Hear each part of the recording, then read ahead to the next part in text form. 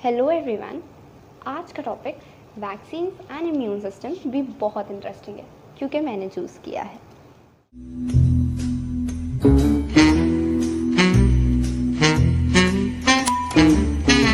अच्छा, तो आपको पता है यहाँ पे जो इतना सोच रहे हैं ये कौन है? आप मत सोचो, मैं बताती हूँ। ये है Edward Jenner, father of vaccinology. इन्होंने दुनिया की सबसे पहली वैक्सीन डिस्कवर की थी स्मॉल पॉक्स के अगेंस्ट। तो हिस्ट्री के अंदर स्मॉल पॉक्स की वजह से 300 से 500 मिलियन तक जाने जा चुकी हैं। और उसी टाइम एक काउ पॉक्स करके बीमारी भी थी। स्मॉल पॉक्स जानलेवा है और काउ पॉक्स जानलेवा नहीं है। तो इन्होंने नोटिस किया कि मिल्क मेड्स के अंदर काउ पॉक्स काफ़ी कॉमन है और जिसको काउ पॉक्स हो जाता है उसको स्मॉल पॉक्स नहीं होता।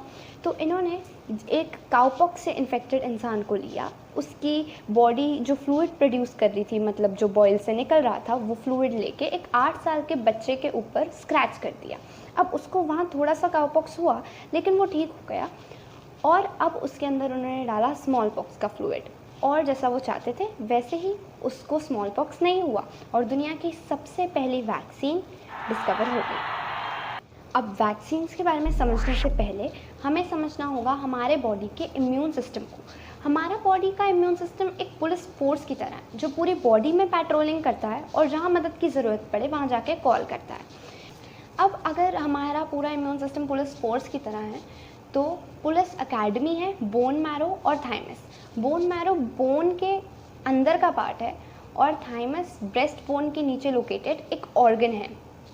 यहाँ पे पुलिस एकेडमी में क्रिएट होते हैं वो सेल्स हमारे इम्यून सिस्टम के जो वायरसेस या बैक्टीरिया से लड़ सकें। तो यहाँ पे सबसे कॉमन सेल होगा स्टेम सेल्स। इससे बनेंगे आरबीसीज, डब्ल्यूबीसीज, प्लेटलेट्स और लिम्फोसाइट्स। लिम्फोसाइट्स होते हैं दो तरीके के जो बनाते हैं अडेप्टिव इम्यूनिटी। पहला है बी सेल्स। इनका नाम बी सेल्स इसलिए है क्योंकि ये बोन मैरो में ही मैच्योर हो जाते हैं। दूसरा है टी सेल्स, मतलब ये बोन मैरो से थाइमस तक ट्रैवल करते हैं और वहाँ जाके ये मैच्योर होते हैं। अब ये पूरी पुलिस फोर्स की पुलिस स्टेशंस हैं लिम्फ नोड्स। लिम्फ नोड्स के आजू बाजू कोई भी पैथोजन आता है, पैथोजन मतलब कोई भी ऐसा वायरस या बैक्टीरिया जिससे आपको बीमारी हो जाए, तो वैसे ही लिम्फ नोड्स की एक्टिविटी बढ़ जाएगी। वहाँ एक दूसरे को केमिकल सिग्नलिंग होगी, जल्दी जल्दी सेल्स डिवाइड होंगे और सेल्स वहाँ इकट्ठा हो जाएंगे और ये बन जाएंगे स्वोलन ग्लैंड्स, मतलब इनका साइज़ थोड़ा सा बड़ा हो जाएगा। आपने नोटिस किया होगा जब आपको नॉर्मल वायरल भी होता है और काफ़ी ज़्यादा खांसी होने लग जाती है तो गला सूज जाता है थोड़ा अंदर से, तो वहाँ पे लिम्फ नोड्स जो होते हैं वो स्वेलअप हो जाते हैं। ये कोई भी बॉडी पार्ट में हो सकता है जहाँ पे लिम्फ नोड्स अकर करते हैं। अब इम्यून सिस्टम का एक और पार्ट है स्प्लीन। ये ऑर्गन स्किन और ब्लड को साफ रखता है। जब हमें पहली बार कोई इन्फेक्शन होता है तब हमारी बॉडी उसके अगेंस्ट तैयार करती है एक प्राइमरी रिस्पॉन्स जो तैयार करने में थोड़ा सा टाइम लगता है और वो काफ़ी लो इंटेंसिटी का होता है। लेकिन लाइफ में अगर वापस वही पैथोजन की वजह से हमें इन्फेक्शन होगा तो हमारी बॉडी जल्दी से देगी एक सेकेंडरी रिस्पॉन्स या फिर एनाम्नेस्टिक रिस्पॉन्स जो काफ़ी हाई इंटेंसिटी का होगा। और ये होता है मेमोरी बी सेल्स और टी सेल्स की वजह से जो वो इन्फेक्शन को याद रखते हैं और अभी जल्दी से सेकेंडरी रिस्पॉन्स तैयार कर सकते हैं। मेमोरी टी सेल्स और बी सेल्स बनते हैं पहले इन्फेक्शन के ड्यूरिंग। अब यही प्रिंसिपल्स पे काम करती हैं वैक्सीन्स हमें पूरा इन्फेक्शन देने की बजाय हमारे इम्यून सिस्टम्स को बस थोड़ा सा ट्रिगर कर देती हैं, इतना कि इनफ मेमोरी बी सेल्स और टी सेल्स बन जाए ताकि रियल में अगर कभी हमें वो पैथोजन से इंटरैक्ट करना पड़े तो हमारे बॉडी में एक एनाम्नेस्टिक रिस्पॉन्स या फिर सेकेंडरी रिस्पॉन्स देने की क्षमता हो और हमारी बॉडी इस तरीके से उस इन्फेक्शन से लड़ लेती है। वैक्सीन्स बनाने के भी तरीके होते हैं।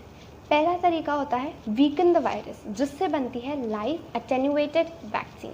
इसके अंदर वायरस को थोड़ा सा वीक करके हमारी बॉडी के अंदर डाल दिया जाता है। वो इतना वीक होता है कि वो एक्चुअल में जितना रिप्रोड्यूस करता हमारी बॉडी में जाके उससे 20 टाइम कम रिप्रोड्यूस करेगा और इतने टाइम में हमारी बॉडी को वक्त मिल जाता है कि वो मेमोरी बी सेल्स बना सके। लेकिन इसका एक ड्रॉबैक है कि जिनके इम्यून सिस्टम्स वीक होते हैं जैसे कैंसर या एड्स के पेशेंट्स, उनको ये नहीं दिया जा सकता, पर इसका एक डोज लाइफ लॉन्ग चलता है। ओरल पोलियो, इन्फ्लुएंजा, ये सब वैक्सीन्स ऐसे ही बनती हैं। दूसरा तरीका है किल द वायरस। इससे केमिकल डाल के वायरस को सीधा मार दिया जाता है। अब ये वीक इम्यून सिस्टम्स वालों को हम दे सकते हैं, पर एक से ज़्यादा डोजेस देने पे ही वैक्सीन्स काम आती हैं। तीसरा तरीका है पार्ट ऑफ द वायरस या बैक्टीरिया। इसमें जो पार्ट की वजह से हमें इन्फेक्शन होता है, सिर्फ वही पार्ट को वीक करके हमारी बॉडी के अंदर डाल दिया जाता है। और अब एक न्यू तरीका निकला है DNA वैक्सीन, जिसके अंदर जो पार्ट DNA का इन्फेक्ट करता है वायरस का, वही पार्ट कट करके वैक्सीन बनाई जाती है।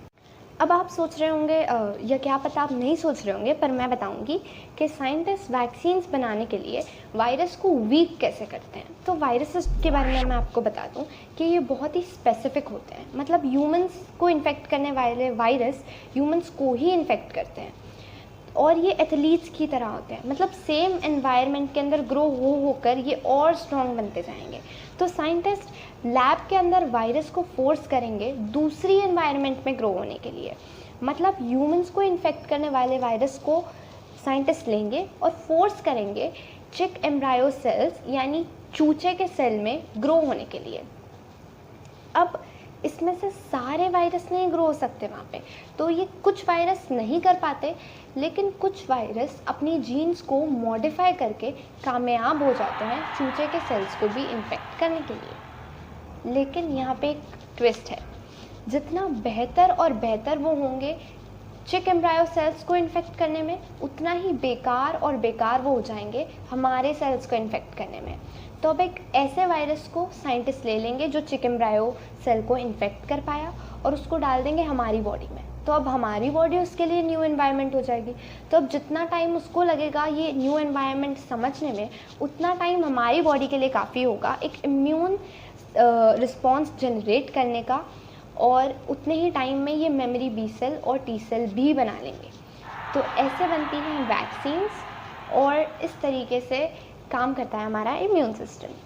Thank you so much.